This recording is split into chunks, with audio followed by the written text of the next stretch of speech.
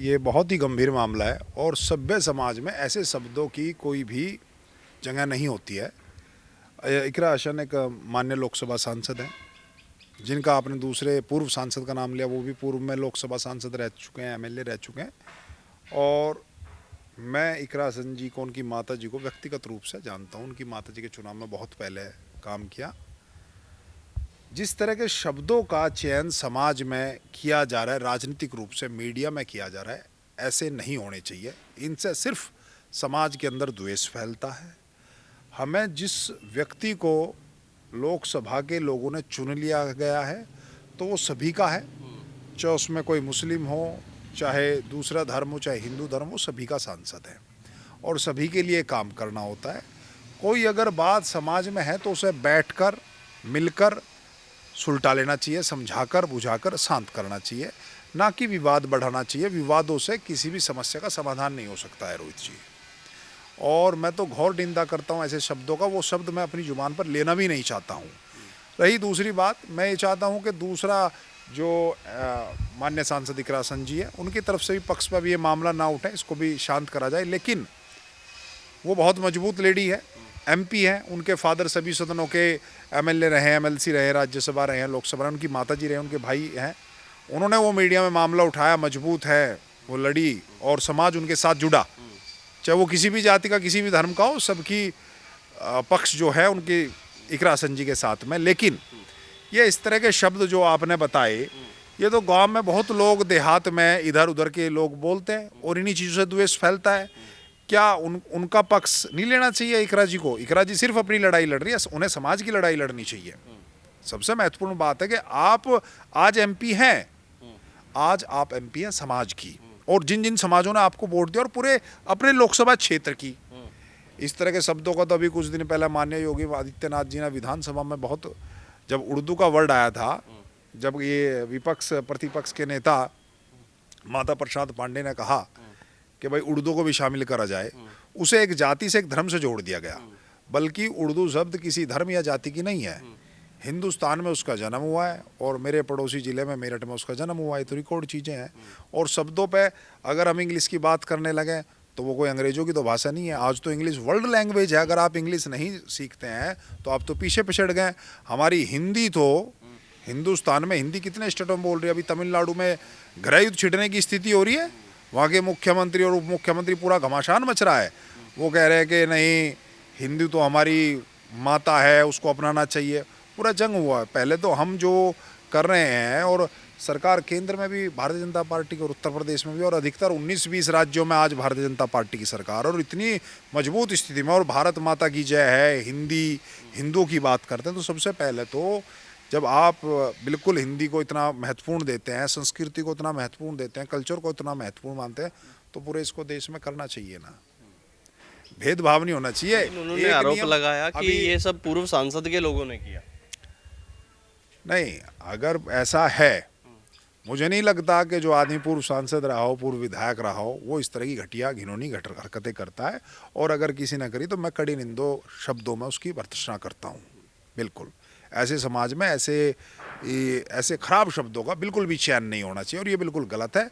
और मेरी सहानुभूति इसमें मान्य सांसद इकरा हसन के साथ है, व्यक्तिगत रूप से भी है, कि इस तरह किसी भी महिला, चाहे वो सांसद भी ना हो, किसी भी साधारण महिला, साधारण पुरुष के लिए भी ऐसे शब्दों का चयन नहीं होना चाहिए, कतई नहीं होना चाहिए। तो आप अगर बात करें तो आज उत्तर प्रदेश में चुनाव को अब लगभग 1-1.5 साल रह गया है। हाल ही में 24 के भी चुनाव हुए थे। जी। और जहां से आप आते हैं बागपत लोकसभा से, जी। वहाँ को कैसे देखते, क्या बदलाव वहाँ पे नज़र आया आपको? सांसद बदले, पार्टी भी बदल गई, तो वहाँ पे किस तरह? रोहित जी, पहले हमारे यहाँ बागपत में जो चुनाव हुए वो विकास के मुद्दे पर हुए, और जो सबसे पहले 2014 का चुनाव हुआ वो विकास के मुद्दे पर चुनाव हुआ। और विकास के मुद्दे पर वहाँ पूर्व कमिश्नर, मुंबई पुलिस के कमिश्नर को भारतीय जनता पार्टी ने कैंडिडेट बनाया, और वो जाट जाति से थे, और सभी 36 बिरादरी ने उनको विकास के मुद्दे पर वोट दिया। और उन्होंने 10 साल के अपने कार्यकाल में, शुरू के 5 साल के कार्यकाल में, अपने किए हुए वादे सभी पूरे करे।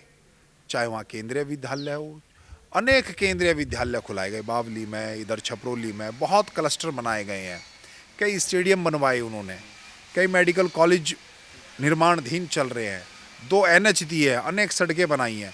मैं कह रहा हूँ कि जो ये परिवर्तन हुआ है, राजनीतिक परिवर्तन, अब किस मुद्दों पर चुनाव होगा 2027 का बागपत के अंदर। सड़कें टूटी हुई हैं, लेके कलेक्ट्रेट तक इतने बड़े बड़े गड्ढे हैं जिन्हें डॉक्टर सतपाल सिंह बनवा के चले गए, ये उनकी केयर ही नहीं कर पा रहे हैं।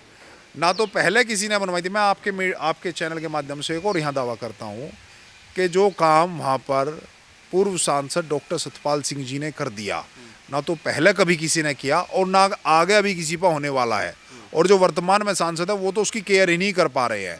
जो उन्होंने काम पास करा रहे हैं वो भी कंप्लीट नहीं कर पा रहे हैं। तो फेल हो गए टोटली। बिल्कुल फेल है, बिल्कुल फेल है।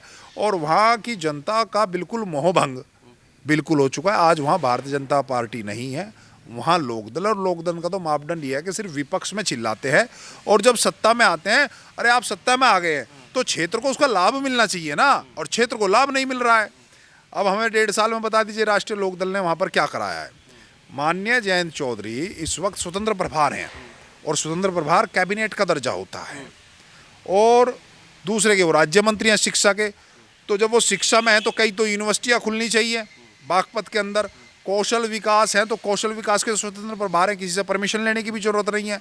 उनके कई काफ़ी प्लांट लगने चाहिए जिससे बागपत जिले के कम से कम 1-2 लाख लोगों को उसमें रोजगार मिले।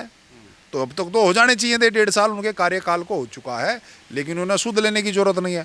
अभी आसपास जिले में इतना बाढ़ आया 2 महीने 3 महीने पहले, माननीय जयंत चौधरी जी तो किसी गांव में घूमने तक भी नहीं आए। उनकी किसान ट्रस्ट है, किसानों को बहुत तकलीफ हुई है, खास तौर से भाई कश्यप भी किसान होता है, सारी जो अति पिछड़ी जातियाँ वो किसानों में आती हैं, उनके दुख दर्द में नहीं गए। उनको अगर कोई आर्थिक सहायता होनी थी, आर्थिक सहायता देते, किसान ट्रस्ट है या सरकार से दिलवाते।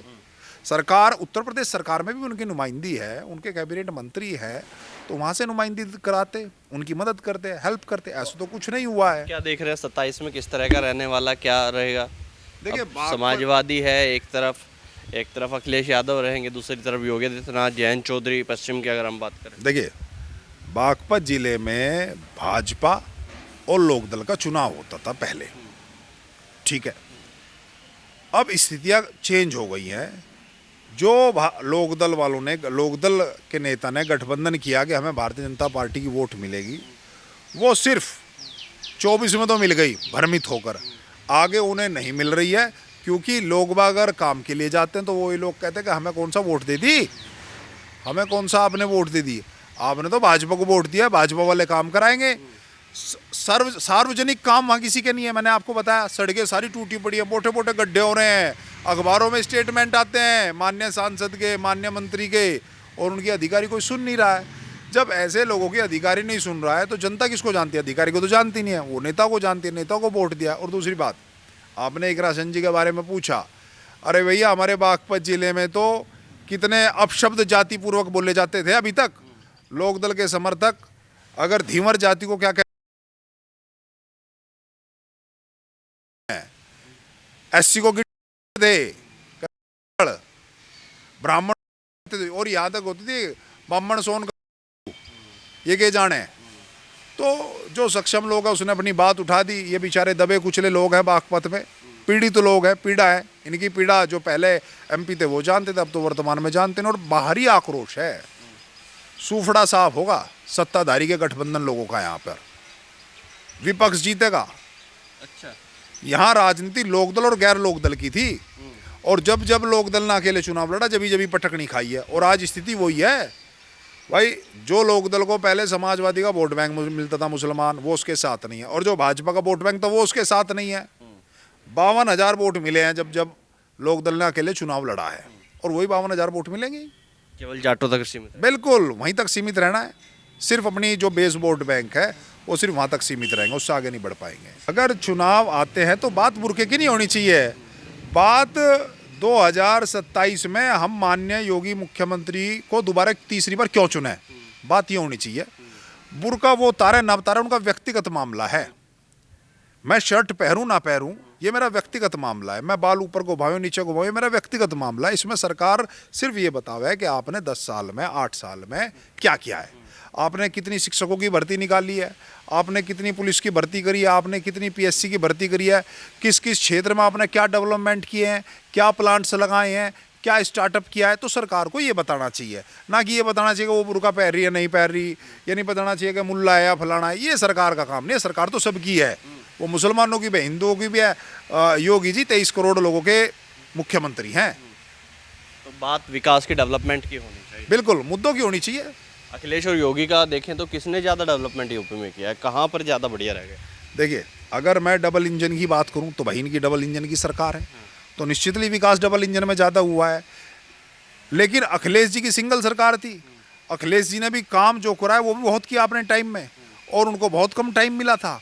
और उस वक्त ये भी थी कि 5 मुख्यमंत्री थे, वो तो नहीं थे उस वक्त। तो ये चर्चाएं थी कि भाई 5 मुख्यमंत्री है, यहाँ तो सिंगल मुख्यमंत्री है। मैं अगर आप बात करें तो देखिए, आगरा वाला एक्सप्रेस वे सब मायावती ने उससे आगे उन्होंने बनाया, और इतना फर्स्ट क्लास बनाया कि उस वक्त एयर जेट भी उतार के दिखाए। तो उस वक्त भी काम हुए, ऐसे नहीं। और बहुत वैकेंसियाँ निकाली गई, यूपी पुलिस में बहुत वैकेंसी निकली, शिक्षकों की बहुत वैकेंसियाँ निकली, रोजगार तो निकले। अब तो ऐसा नहीं है। दूसरी बात, मैं पिछली सरकारों की एक बात और बताता हूँ। अगर आप किसी नेता के पास चले गए और नेता ने कहा किसी अधिकारी को कि भाई ये काम होना है, ये अपने आदमी और ये बहुत परेशान हो रहे, तो अधिकारी संज्ञान लेता था। आज कोई एमपी हो चाहे एमएलए हो, वो जरा अधिकारी को फ़ोन कर ले और वो संज्ञान ले ले। तो योगी की सरकारों में कमियां भी तो है। दूसरी बात, ये कहते हैं भाई हमने बहुत विकास करा, इतनी सड़कें बना दी, इतना एनएच करा। भैया आपने 8 साल कितना टैक्स ले लिया, कितनी जीएसटी ले ली, फिर कहते हैं हमने टैक्स लिया तो हमने काम किया है।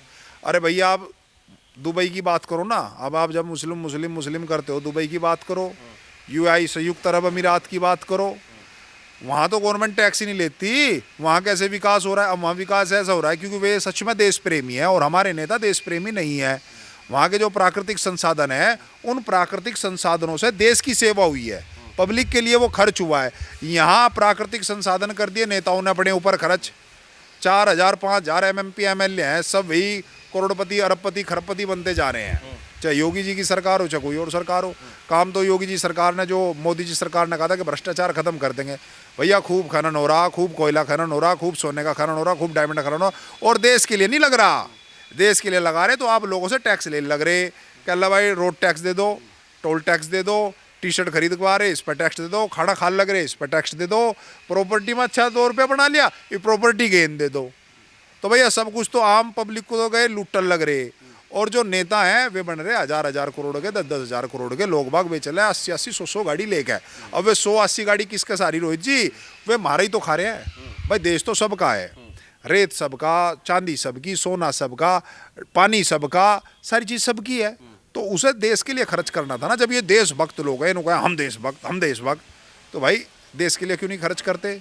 सिर्फ एक ही कुछ ही नेताओं की कुछ ही जेब भरवाल लग रहे सीधा सीधा। और यहाँ तक तो आरोप ये भी लग रहे आजकल। कल लगा योगी जी के मठ में पहले तो थे 5 करोड़ 7 करोड़, आज वहाँ 1100 करोड़ रुपए हो रहे। तो भैया सब लोग बाग अपनी ढपली अपना राख कर रहे हैं। कल जब चुनाव है, जब हिंदू मुस्लिम कर दो बात खत्म। ना अगड़ा ना कोई पिछड़ा, हर डब हिंदू और मुस्लिम और कर रहे हैं, बस छुट्टी और कोई बात नहीं करते।